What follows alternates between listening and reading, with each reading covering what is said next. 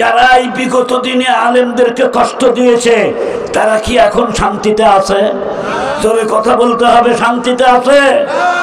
যারা আলেমদের নামে ফাঁসির অর্ডার দিয়েছিল, এই তো 1.5 বছর আগে 2 বছর আগে আমাদের 116 জন আলেমের নামের বিরুদ্ধে একটা তালিকা করছিল।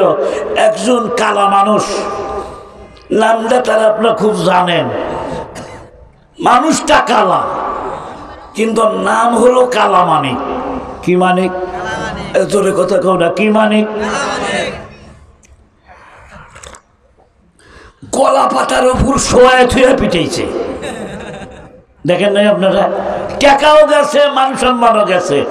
116 জন আলেমের ভিতরে আমি গুনাহগার, আমার নামটাও ছিল। আমাদের অপরাধ কি?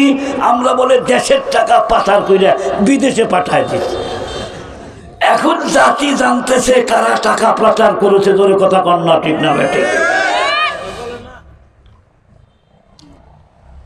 বাইরে আমার এই জন্য আপনাদেরকে পায়ে ধরে অনুরোধ করব, যদি কোনো সময় কোনো আলেমের সাথে মতবিরোধ হয়, মুখ সামলায় কথা বলবেন।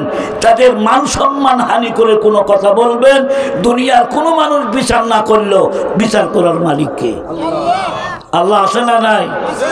এবার আসুন এই দ্বিতীয় প্রকার চোরের কথাটা বলে